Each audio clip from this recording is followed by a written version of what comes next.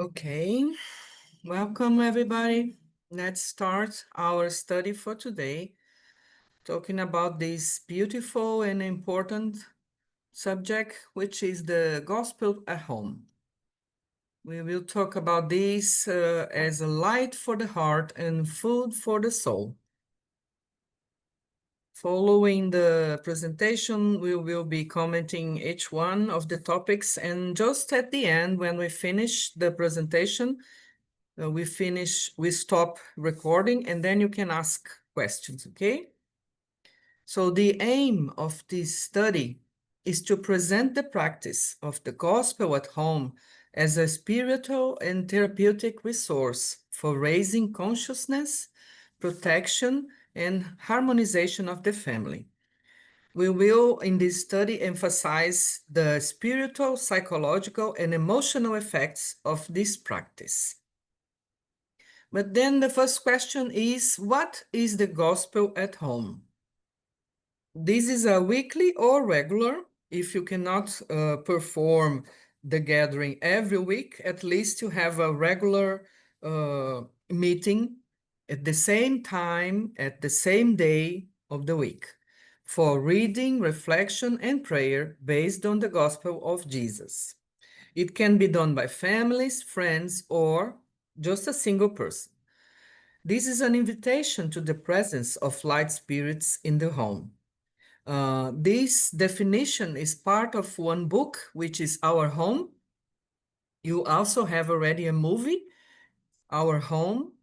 I think it's on Netflix, probably. Astral City. Yes, the Astral City is the name in English. In Portuguese, it's Nosso Lar, Our Home. So in the chapter 48, you can read more about family meeting. And the origin of this word gospel comes from the Old English, God spell, the word of God. And this has also a more ancient origin on the Greek word evangelion. This actually is already the Latin translation. In Greek, it was evangelion. It was the good news. So the book in the Bible that is the Revelations is the good news. And the words of Jesus in the Bibles is also the good news. Everything is inside this word evangelion. So the gospel, according to Spiritism, was a study that Allan Kardec made, bringing the words of Jesus and analyzing them on the light of this new knowledge brought to him by the spirits. This is the book we use on the gospel at home, so we can reflect on the words of Jesus, but also have a little bit more brought to Kardec by the spirits. And the importance of this practice at home has many points. First of all, it strengthens the ties with spiritual mentors. The moment of the meeting is like a living prayer that expands through the house. When this practice is carried out with discipline and commitment, light spirits come closer, favoring harmony, uplifting intuition, and supporting in difficult moments. The regular practice creates a vibrational attunement that allows mentors to maintain a constant presence and help. This picture shows Chico Xavier, which was the most famous medium we had in Brazil. And through him, the spirits wrote more than 4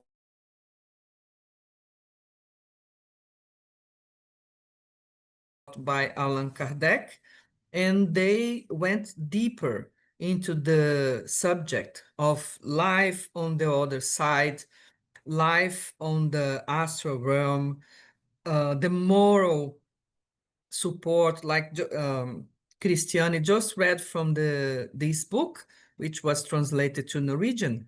This was also dictated by spirits. And André Luiz, which is the spirit who worked with Chico Xavier as well, through his hand, André Luiz wrote more than 14 books And he used to be a doctor when he was incarnated in Brazil. So his books bring a lot of knowledge about medicine, about biology, chemistry, and many other things that only now the science is achieving. These books started to be written on the 40s, 1940, 1950, and only now some of the information André Luiz brought to Chico Xavier can be verified by medicine and science. So we use a lot of these bases, and these books are available in English as well. André Luiz says in the book Domains of Mediumship, then when the home is illuminated with the light of the gospel, the superior spirits find space to act. Actually, when we are able to gather around the table and start the prayer and thinking about God and the words of Jesus in the book, we create a very nice environment that connect the light and the spirits, the superior spirits, to help us. We're going to see these on the next slides as well. The meeting of the gospel at home purifies the environment and protects against negative influences because the spiritual environments are not limited to what we see. When there is sincere prayer, vibrations of love, and enlightenment study, the house energy rises and prevents the action of spirits in disharmony. What means we don't have only the material things, a table or a chair or a sofa in the environment we live. We also have the things we cannot see with the physical eyes. We have the things over the third dimension, which is in the invisible plane. This presence of spirits or other presences, like familiars or people that died but are still lost in the earth, they can be present in the houses even if we don't see. And they many times are disbalanced, they are lost, they feel angry or completely disorientated. And when we have the meeting through the prayer and vibrations of love, like we just said, this changes completely the environment. André Luiz reports about that in his books, Missionaries of Light and Between Earth and Heaven, that homes that maintain good spiritual habits become true beacons of light on earth because we change the vibrations in the whole ambience. The gospel at homes also demagnetizes negative thought forms and purifies the psychic emissions that we unconsciously generate. I will show you some thought forms in the next slide. The prayer acts as a barrier against obsessions and conflicts because family conflicts and psychic disturbances often have deep spiritual roots. Weekly practice helps to break cycles of misunderstanding, of guilt, and resentment. In the book Liberation, André Luiz shows how the presence of obsessive spirits is often contained or dissipated thanks to the collective prayer and the moral transformation of the residents of the house. In addition, the vibration generated during reading and prayer dissolves negative fluidic bonds created by unhealthy thoughts and feelings. It's very important that you know about these thought forms. They can be negative or positive. And these forms were studied by Annie Besant. She was part of the Theosophic Society created by Elena Blavatsky. And all these studies, they also came to the earth at around the same time as Kardec was studying the spirits in 1875, something like that. They started with the clairvoyants like Edgar Cayce and Madame Blavatsky. She was also a clairvoyant. They could see the forms that were created by the thought, like this one On the left, which is a red form with some tentacles like an octopus, represents greed, like if these tentacles were trying to get something. And the other one on the right represents fear, which is something dissipating and unfocused. The next ones, the beautiful one on the left represents affection. And the one on the right, which is a castle and a beautiful, colorful form, these are only seen by clairvoyance. We cannot see these with our naked physical eyes. This was a performance of a beautiful classical music concert, and it generated this wonderful, colorful form. This is because, like Einstein used to say, energy is everything in the universe. Matter is only energy condensed. So even if we don't see, it doesn't mean it doesn't exist. These forms are created by our thoughts because everything is generated in our minds. We create the bad or the good where we live.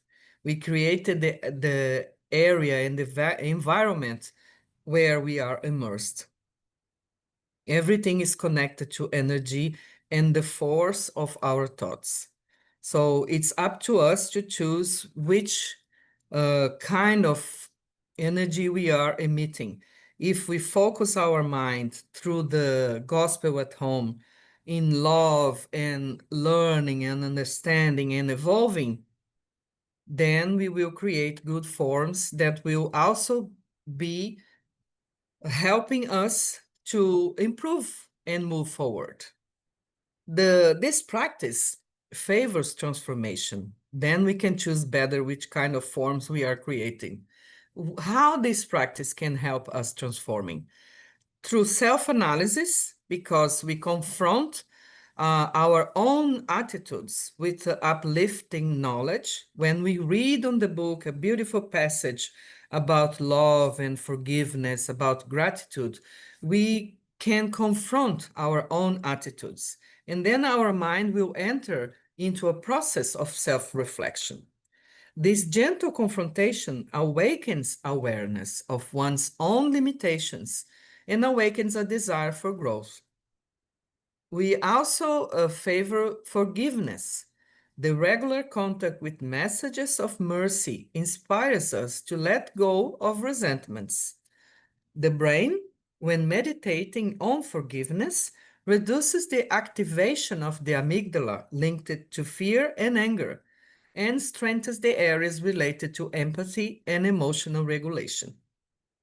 And the gratitude, because reading and discussing on passages that speak of blessings awakens the perception of what we already have. Gratitude, according to research in positive psychology, increases serotonin and dopamine, these beautiful and nice hormones that will also increase resilience and well-being. I'm bringing this information to you so you can see that we are not talking only about spirituality. Spirituality is part of our life, and it can be more and more if we choose so. But spirituality is also part of the human development, which means it will be linked and connected to everything we are talking. Positive psychology, we are talking about neuroscience, we are talking about medicine. For example, the amygdala is this area in our brain that connects the brain to the bone in the back, I forgot the name in English, the vertebral stem. It was developed during our time as Neanderthals. We used to react to the danger with fear or anger. We had to survive. We have to fight against everything in the environment. So we had to be very strong and preserve our lives to survive. So we had to have fear, very aware in our mind, and we have to be prepared to escape. So this was developed along this thousands of years and is still on us, acting as a regulation so we can preserve our lives. But sometimes it is too much. We get attached to this and we don't need to be anymore this much.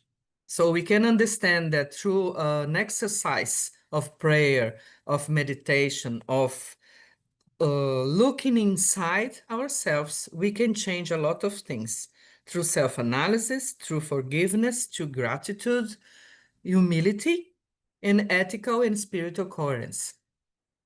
The gospel invites us to recognize our fragility without guilt, but with responsibility. We have to recognize our limitations, our deficiencies, our problems, but it's not for us to feel guilty and be inert doing nothing. It's just to take responsibility to what we are and understand that others are the same. Also, humility generates openness to learn and cultivate more authentic relationships, reducing the ego presence. So we will understand that all of us are on the way to learn and be better human beings tomorrow than we were today. The ethical and spiritual coherence comes from this weekly practice in group reflection, creating neural associations. The mind's links to the book's knowledge to everyday lives. Our mind will start connecting everything we read on the book, everything we reflect upon, everything we think it's a high teaching to our everyday life. We will try to be better every day. This practice strengthens the prefrontal cortex as well, which is the center of decision making, and improves the ability to act in line with these values. The psychological and neural mechanisms that underpin the change are linked to neuroplasticity, which means the repetition of readings and reflections strengthens the new neural circuits. Over time, values such as compassion, patience are no longer just ideas. They become emotional habits. Everything that is to change in our minds has to be repeated because the brain is also trying to protect itself from new things. It sticks to what he already knows. This is a mechanism protection. But over time, you repeat and you read and you practice the gospel at home, for example, the meditation, the quietness, the serenity, and then the patience. This won't be anymore only ideas. They will become habits, and that's the goal of this practice. The emotional regulation will come from a quiet environment. During the meeting, we used to be in silence. We can put a classical music. We can pray and then read the books and then discuss the information we just read in a very quiet environment. And this will reduce the cortisol, which is the stress hormone, and will activate the system that is responsible for relaxation, which is very good. The empathy, because we will be listening to stories and teachings of love for others. Then the mirror neurons will be activating, favoring greater empathy and the ability to put oneself in the place of others. We will activate the mirror neurons because when you read the suffering of others, when you read about everything people had to overcome, all the difficulties and all the challenge that people had to surpass, then you can put yourself on other people's shoes and develop this empathy, which is very good for our own development. The mind-heart integration will come from also this good vibration that is created during the prayer and the silence and the music. They will synchronize the heartbeat and the breathing, also increasing clarity, serenity, and a sense of connection.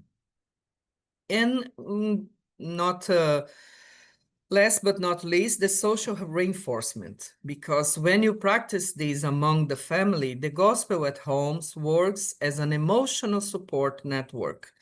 This bond favors psychological safety, trust, and collective practice of values. The psychological and emotional effects will harmonize the home vibratory field. In the spiritual doctrine, we learn that thoughts, words, and feelings can generate a subtle vibratory field. By carrying out the gospel at home, we create a high vibrational pattern which repels dense vibrations linked to fear, to anger, or to sadness. I used to say when I do this prayer in my home, it can take 15 minutes, 30 minutes, whatever time you think it's necessary. But I always try to ask the good spirits to broaden this vibrational field and encompass my neighbors. I live in an apartment building, so I think about the neighbors upstairs, the neighbors downstairs, or the side neighbors.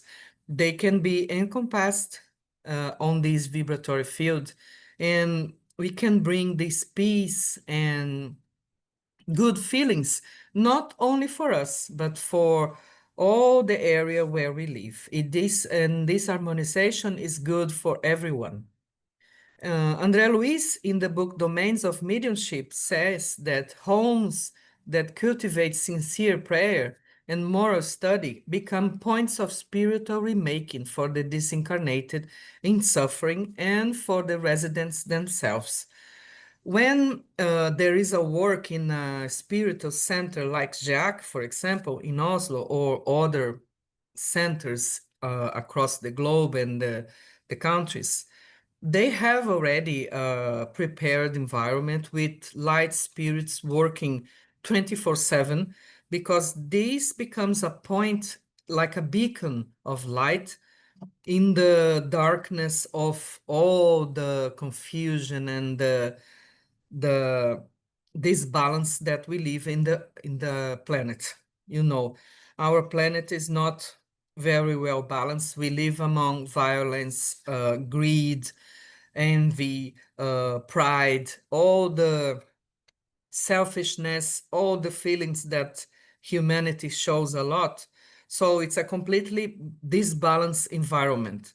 And the spirit center are real beacons of light where the spirits can bring the disincarnated.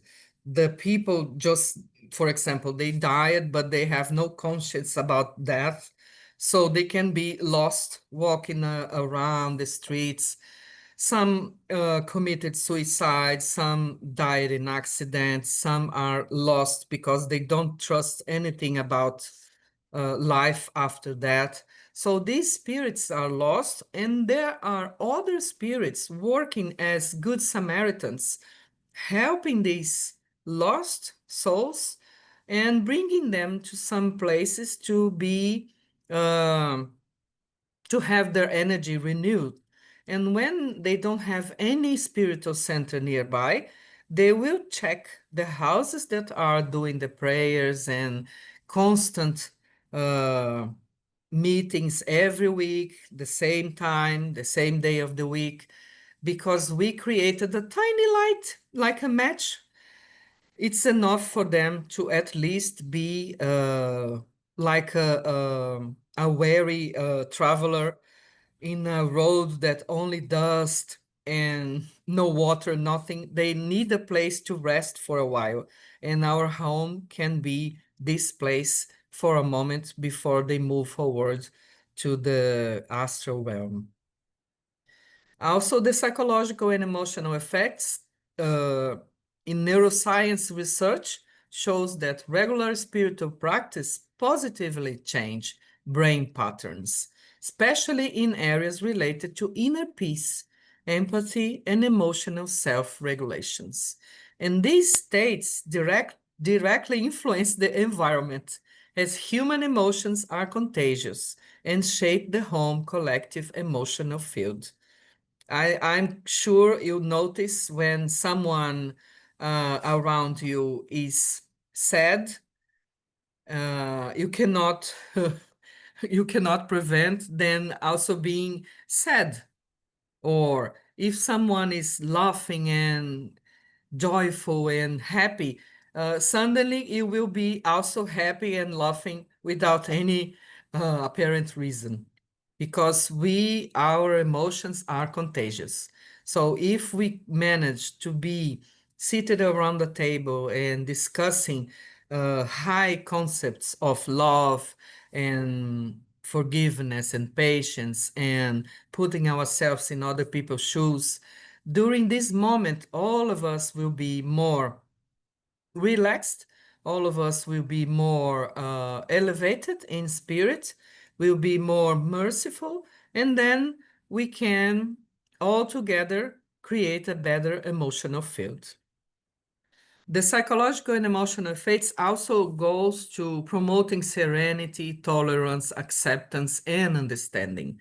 Because being gathered or even alone, you can connect by thought with your mentors. In a moment of prayer and reflection, you will be calmer and more receptive. You will be in a much better state of mind. The positive psychology also points out that the practice of gratitude and spirituality is associated with greater tolerance and compassion in family relationships. These prayers will also decrease tensions, irritability, and emotional imbalances. Uplifting reading and prayer stimulate the production of neurotransmitters such as serotonin and oxytocin, hormones linked to well-being, bonding, and mood regulation.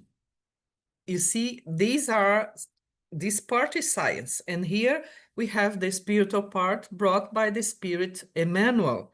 In the book Our Bread, he points out that the domestic environment can be a mini heaven or a furnace of trials, depending on the light that is lit there. Everything is our choice. That's what I'm trying to say with this little moment of study we have here. Everything is our choice. We can decide to be in our house discussing and fighting and competing to be better than the others, to have more than the others, or not being understanding of other people's problems. Or we can try to be together, understanding each other and understanding, first of all, that all of us will have problems. All of us will have habits that the others don't like. Other Others will have sides that are not very pleasant to the others living together, but understanding that each one of us have the same problems. All of us are trying to do the best we can with the tools we have. Sometimes we just don't know how to do it better. And understanding that if you want the others to understand you, you also have to try to put yourself on other people's shoes. Jesus used to say, don't do to others what you don't want them to do to yourself. This is the first commandment for me, because if you understand that, you can be a better person and also attract uh, best, better people to your side.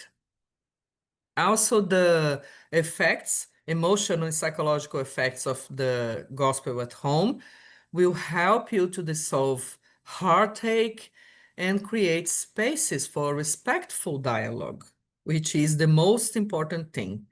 The spiritual content of the gospel invites reflection on forgiveness, humility, and love, which naturally helps those involved to reframe past wounds.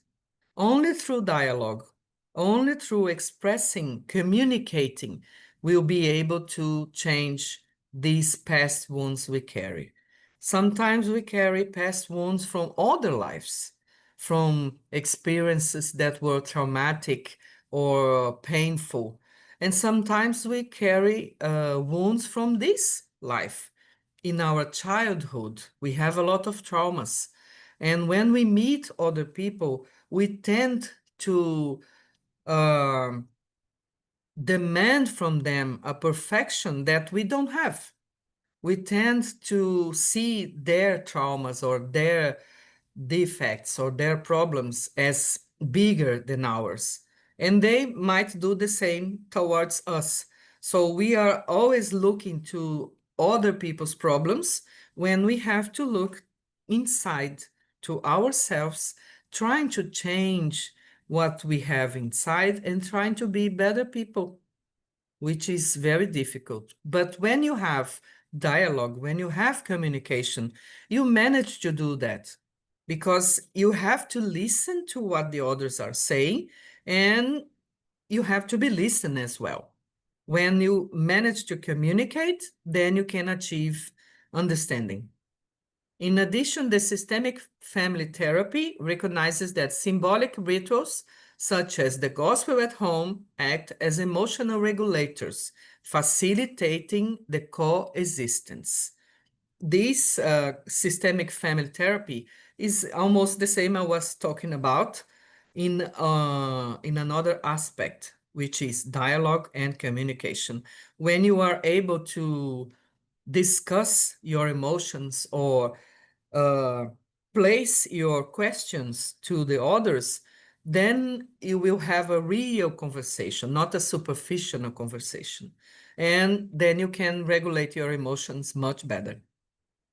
In another book from André Luiz, Between Earth and Heaven, we see how an emotionally balanced environment can reverse obsessive conditions and strengthen family ties.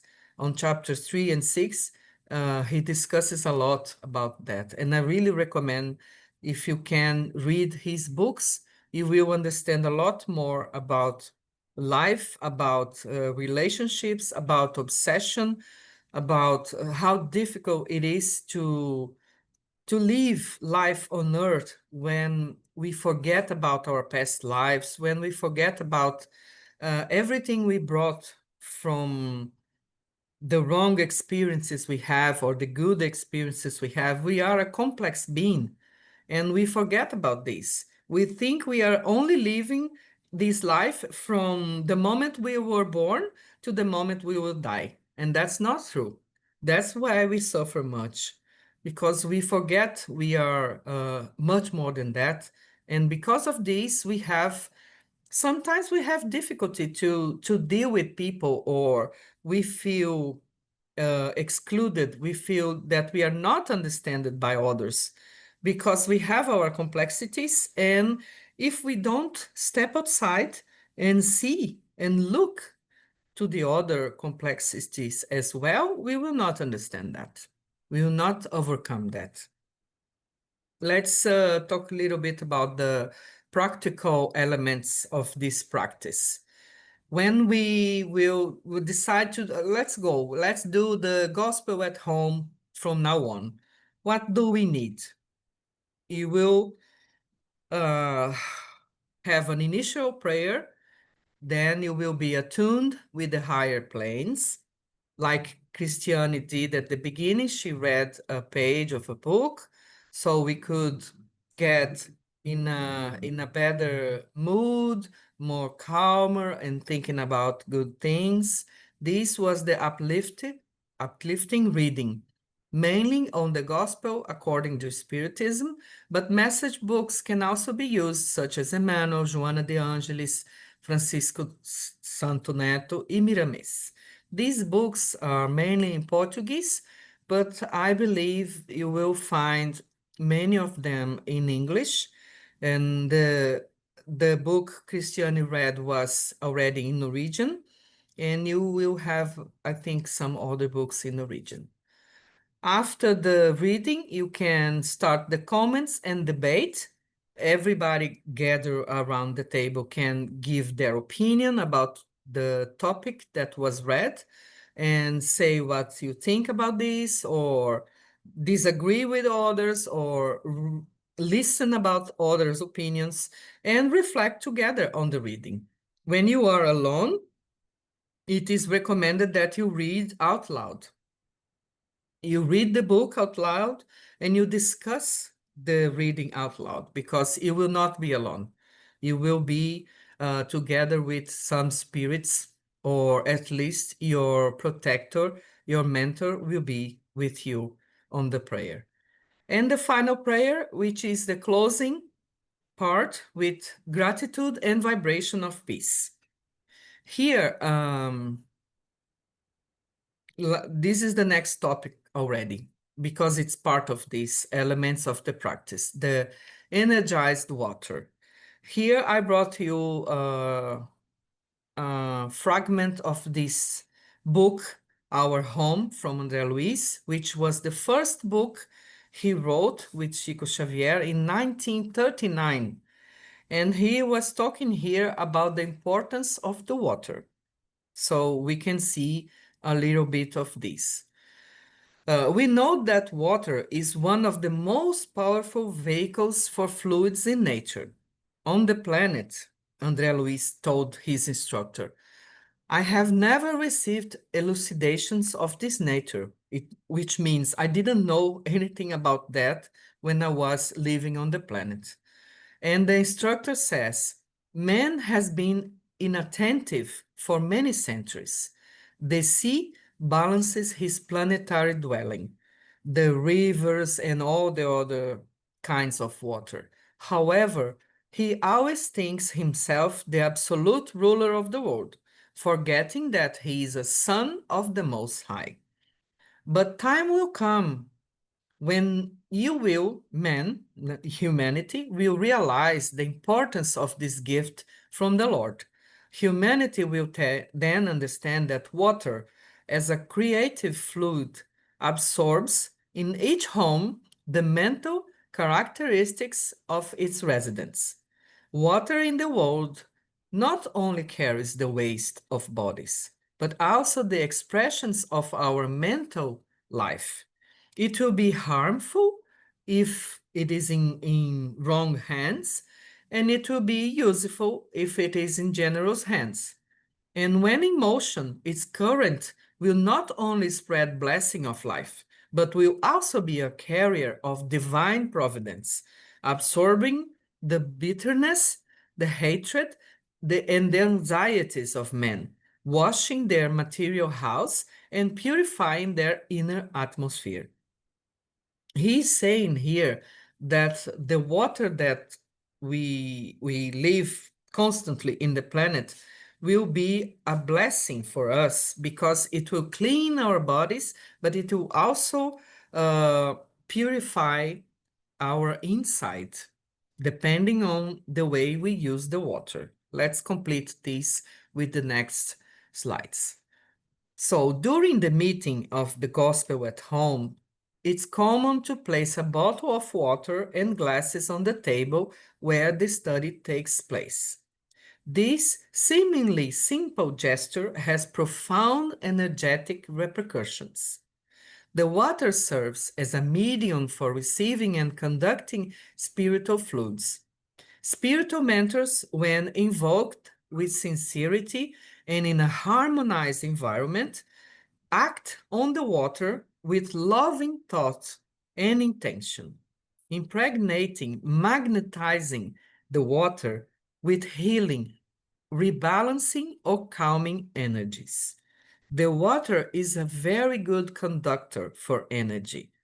The molecules of water will be impregnated with this good energy the mentors will bring to the meeting.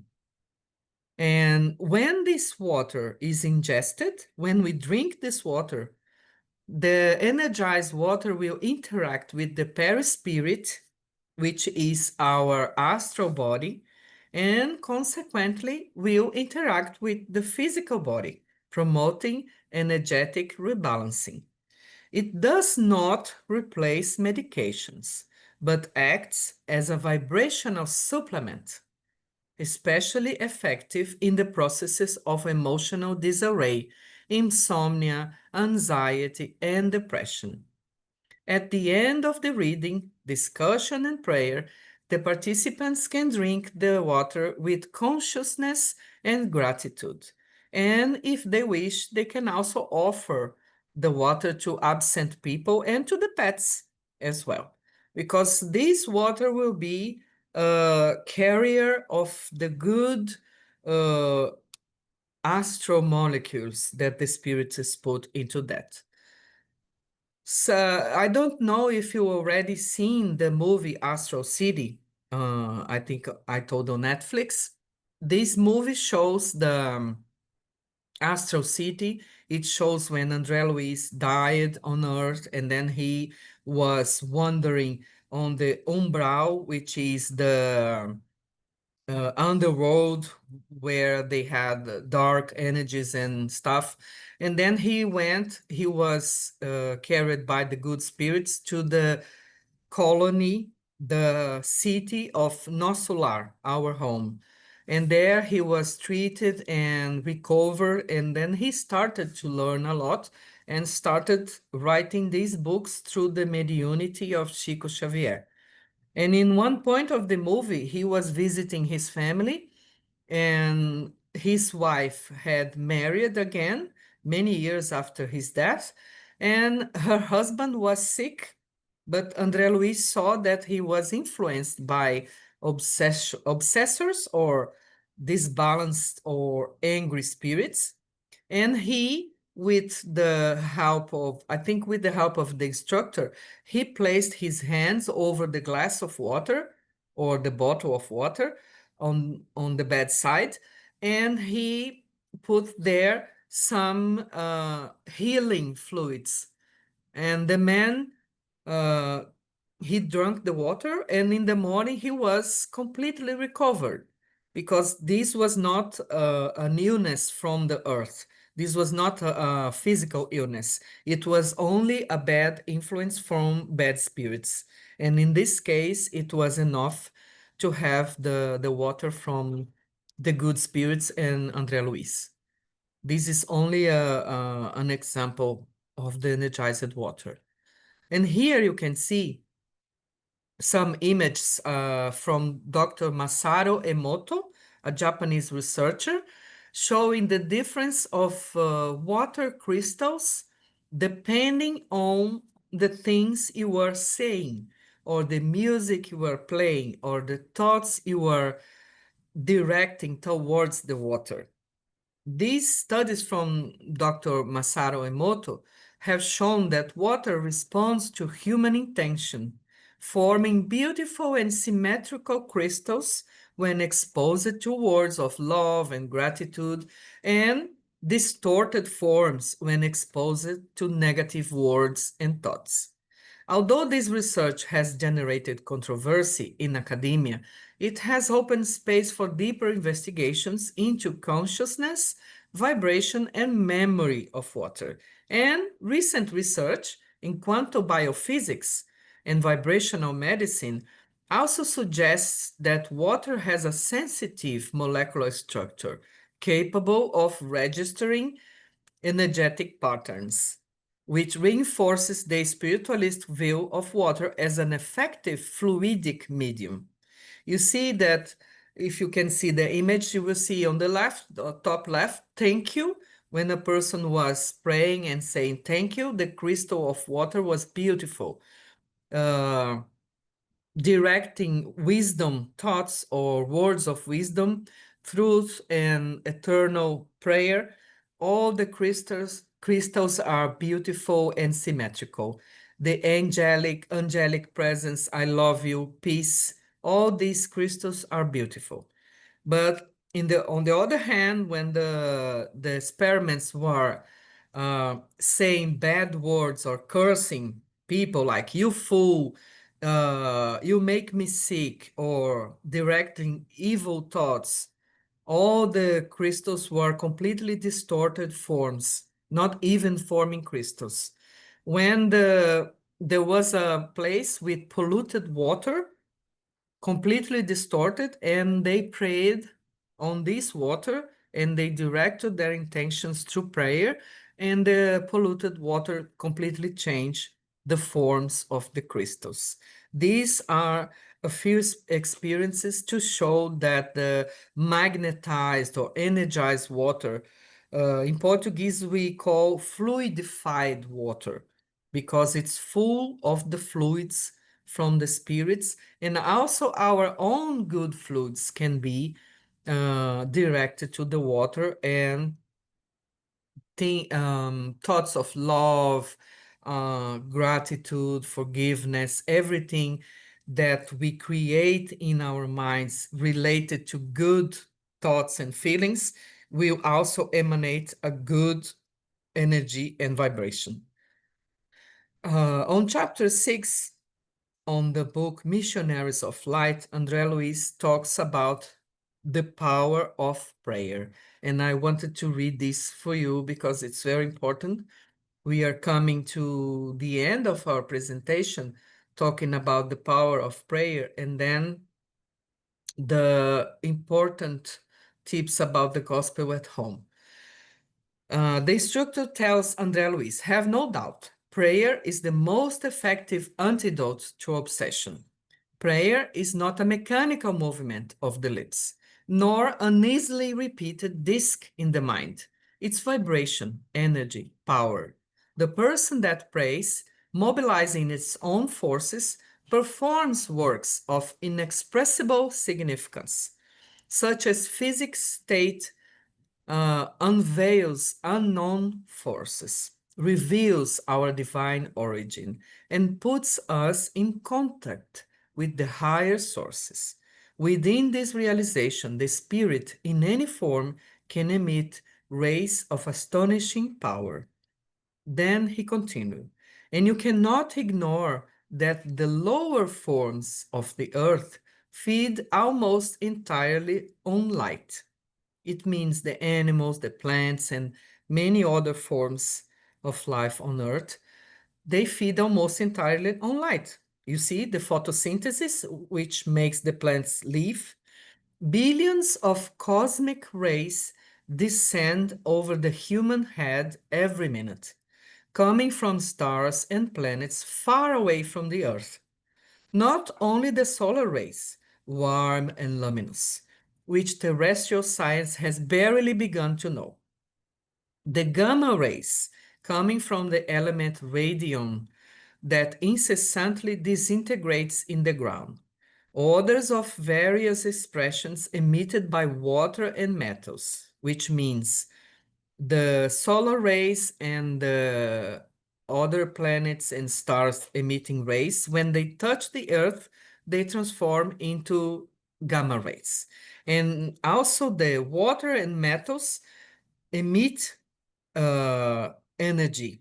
They will reach us living on Earth through our feet, determining that considerable influences. And in a horizontal sense, which means from one to another living on Earth, man experiences the action of magnetic rays externalized by plants, by animals, and by his own fellow human beings. Every sensible prayer is a source of creative and life-giving magnetism.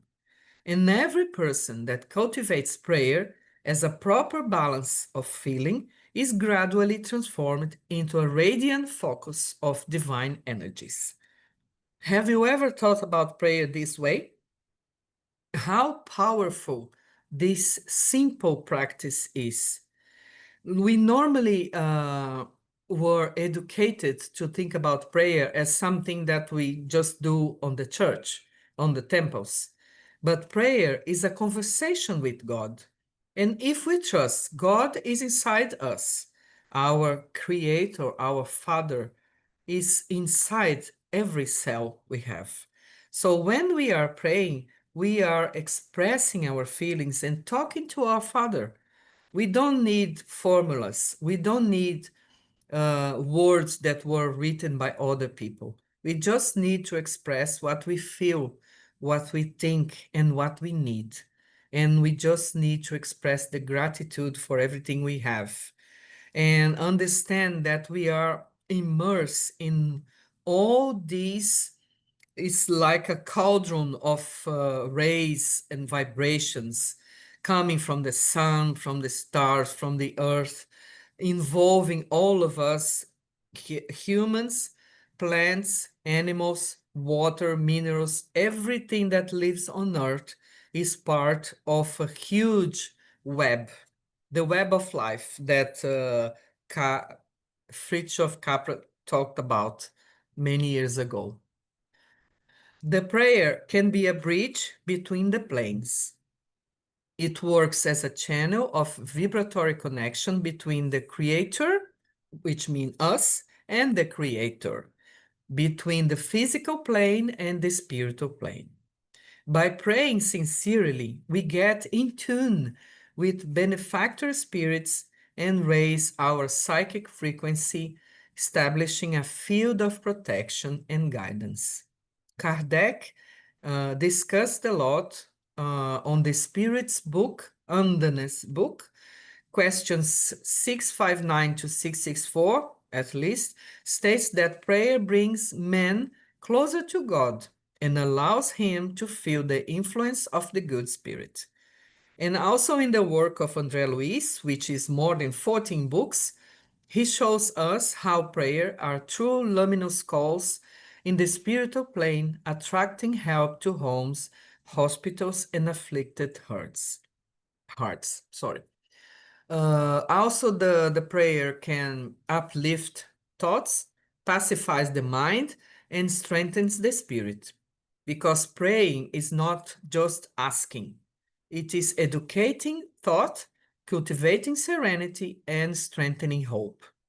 Well-directed prayer works as mental and emotional hygiene, helping to dissolve tensions and reorganize ideas. Emmanuel, again on this book, Our Bread, says that prayer is the food of the soul as much as bread is the sustenance to the body. Like I said before, no elaborate formulas are necessary. Sincere prayer made with words from the heart is more effective than any rote repetition. The vibration of feeling is what establishes the connections with the high. It's not the words that you repeat, but the feeling you put on the words you are saying that will connect you to higher spirits. Jesus said on Matthew, on the Bible, when you pray, go into your room, shut the door, and pray to your Father who is in secret, which means don't be concerned that you are saying this prayer for others to listen or that you have to say beautiful words. It doesn't matter. What matters is that you are feeling connected to your Creator and being honest with your feelings.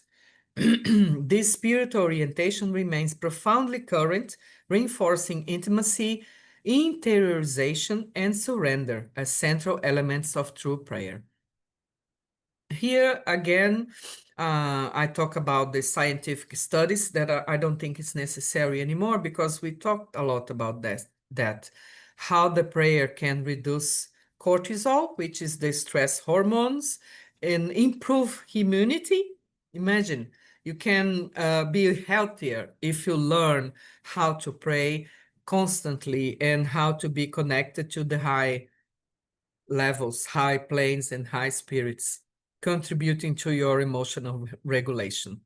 There was a biologist, this Sheldrake, that studied the morphic fields, suggesting that thoughts and feelings have a field of action that goes long beyond the body, influencing environments, relationships, and also the subtle matter, which confirms the Spirit's view of prayer as an active force in the spiritual plane.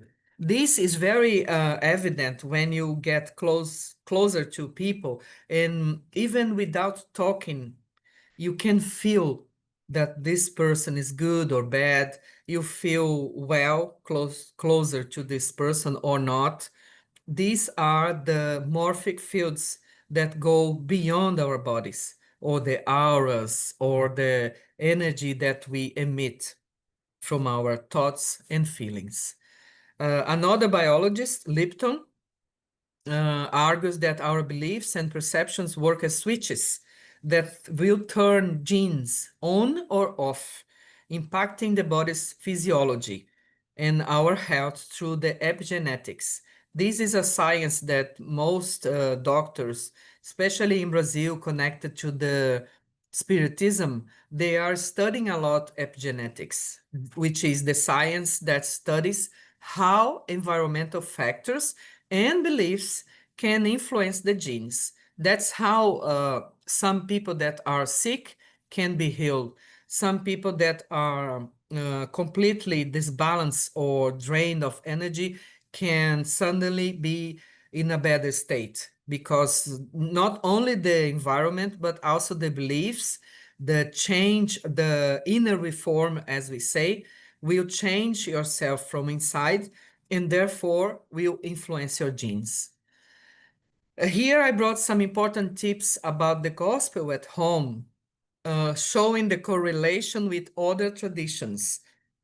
Once more, you can see that gospel at home, this practice that was created and developed by inside Spiritism, it's not alone. Since we choose a fixed time, like every week in the same day, in the same time, will help us to create a habit and spiritual commitment. This is also present in yoga and meditation.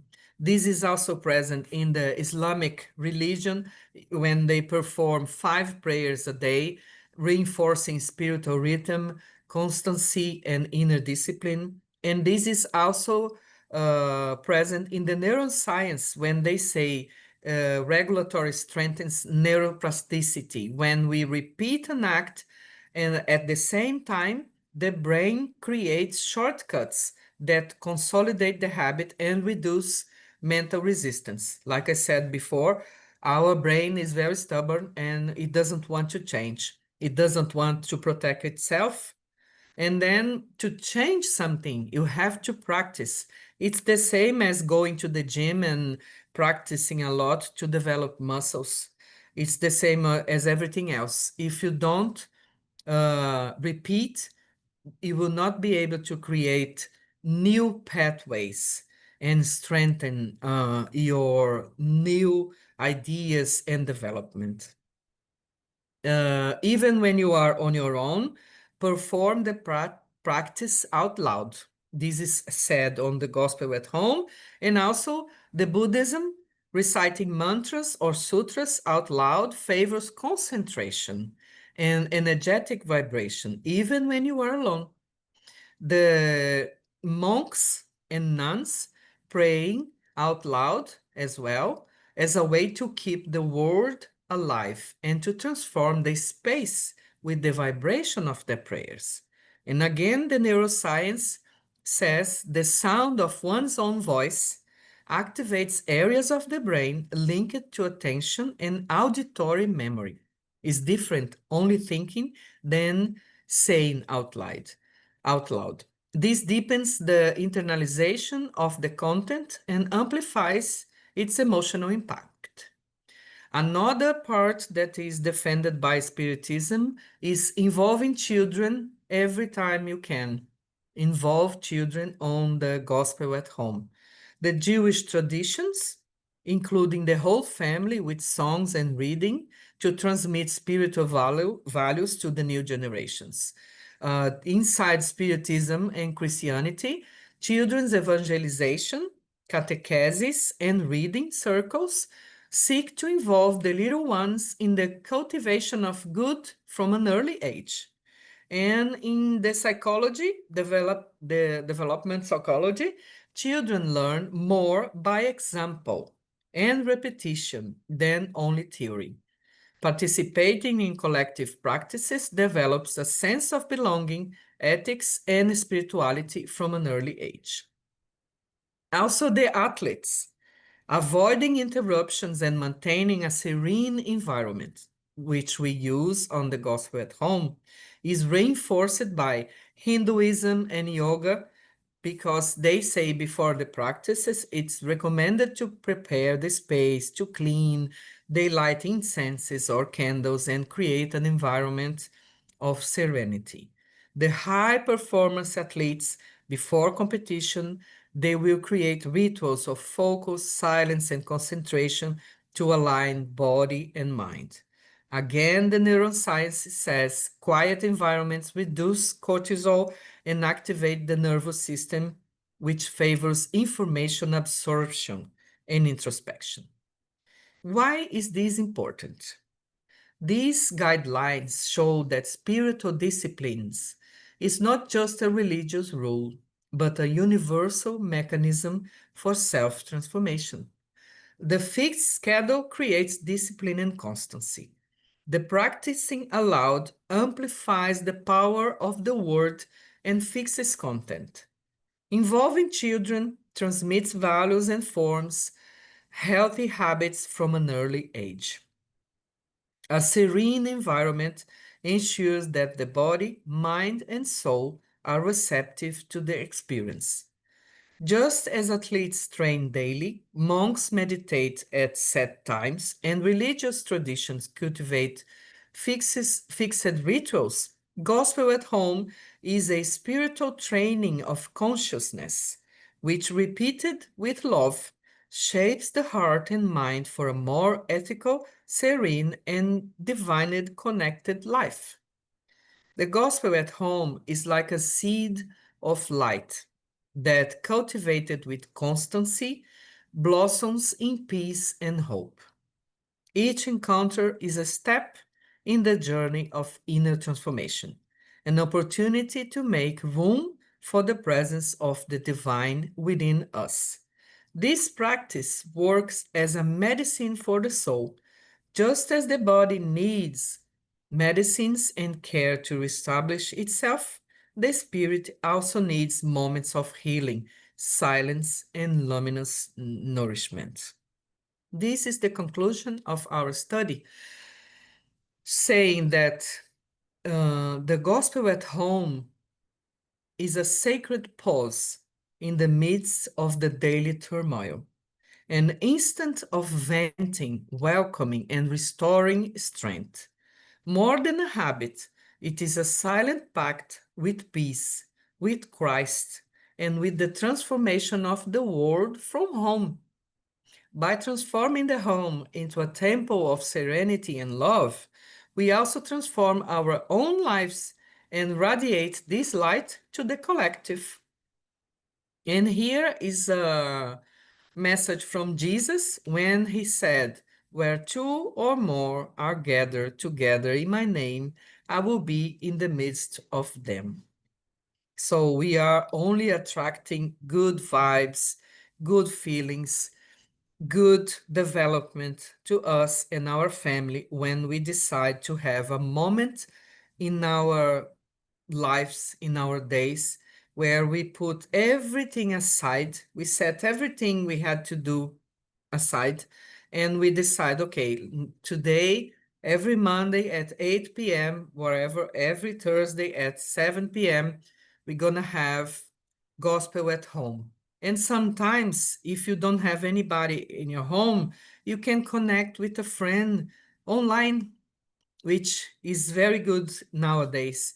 You can connect online with people living in other countries or in other cities and have your moment of prayer and comments and discussion.